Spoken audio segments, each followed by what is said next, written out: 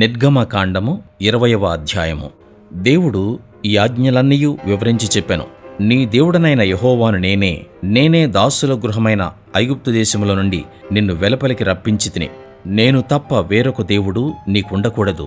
పైన ఆకాశమందే గాని, క్రింది భూమి ఎందే గాని, భూమి క్రింద నీళ్ల ఎందే గాని ఉండు దేని రూపమైనను విగ్రహమునైనను నీవు చేసుకొనకూడదు. వాటికి సాగిలపడకూడదు, వాటిని పూజింపకూడదు. ఏలైనగా నీ దేవుడనైన యెహోవానగు నేను రోషముగల దేవుడను. నన్ను ద్వేషించు వారి విషయములో 3-4 తరముల వరకు తండ్రుల దోషమును కుమారుల మీదికి రప్పించుచు, నన్ను ప్రేమించి నా ఆజ్ఞలు గైకొను వారిని 1000 తరముల వరకు కరుణించువాడనై ఉన్నాను. నీ దేవుడైన యెహోవా నామమును వ్యర్థముగా నుచ్చరింపకూడదు.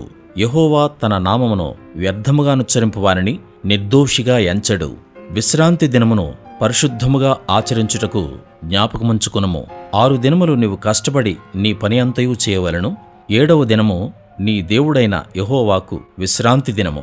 దానిలో నీవైనను, నీ కుమారుడైనను, నీ కుమార్తె అయినను, నీ దాసుడైనను, నీ దాసి అయినను, నీ పశువైనను, నీ ఇండ్లలోనున్న పరదేశి అయినను ఏ పనియూ చేయకూడదు. 6 దినములలో యెహోవా ఆకాశమును, భూమియు, సముద్రమును, వాటిలోని సమస్తమును సృజించి 7వ దినమున విశ్రమించెను. అందుచేత యెహోవా విశ్రాంతి దినమును ఆశీర్వదించి దాని పరిశుద్ధపరిచెను.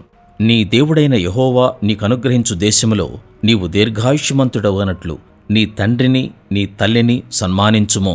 నరహత్య చేయకూడదు, వ్యభిచరింపకూడదు, దొంగిలకూడదు, నీ పొరుగువాని మీద అబద్ధ సాక్ష్యము పలుకకూడదు, నీ పొరుగువాని ఇల్లు ఆశింపకూడదు, నీ పొరుగువాని భార్యనైనను, అతని దాసునైనను, అతని దాసినైనను, అతని ఎద్దునైనను, అతని గాడిదనైనను, నీ పొరుగువానిదగు దేనినైనను ఆశింపకూడదు అని చెప్పెను. ప్రజలందరూ ఆ ఉరుములు, ఆ మెరుపులు, ఆ బూరధ్వనియు, ఆ పర్వత ధూమమును చూచి భయపడి తొలగి దూరముగా నిలిచి మోషేతో ఇట్లనిరి, నీవు మాతో మాటలాడుము, మేము విందుము. దేవుడు మాతో మాటలాడినెడల మేము చనిపోదుము. అందుకు మోషే, భయపడుకుడి, మిమ్ము పరీక్షించుటకును మీరు పాపము చేయకుండానట్లు ఆయన భయము మీకు కలుగుటకును దేవుడు ఏం చేశానని ప్రజలతో చెప్పాను. ప్రజలు దూరంగా నిలిచిరి. మోషే దేవుడున్న ఆ గాఢాంధకారమునకు సమీపింపగా యెహోవా మోషేతో ఇట్లనెను, ఇశ్రాయేలులతో ఈలాగు చెప్పుము, నేను ఆకాశము నుండి మీతో మాటలాడితినని మీరు గ్రహించితిరి. మీరు నన్ను కొలుచుచు వెండి దేవతలైనను, బంగారు దేవతలైనను చేసుకొనకూడదు. మంటి బలిపీఠమును నా కొరకు చేసి దానిమీద నీ దహన బలులను, సమాధాన బలులను, నీ గొర్రెలను, నీ ఎద్దులను అర్పింపవలెను. నేను నా నామమును జ్ఞాపకార్థముగా నుంచు ప్రతి స్థలములోనూ నీ యొద్దకు వచ్చి నిన్ను ఆశీర్వదించెదను. నీవు నాకు రాళ్లతో బలిపీఠమును చేయునప్పుడు మలిచిన రాళ్లతో దాని కట్టకూడదు. దానికి నీ పనిముట్టు తగలనిచ్చిన ఎడల అది అపవిత్రమగును.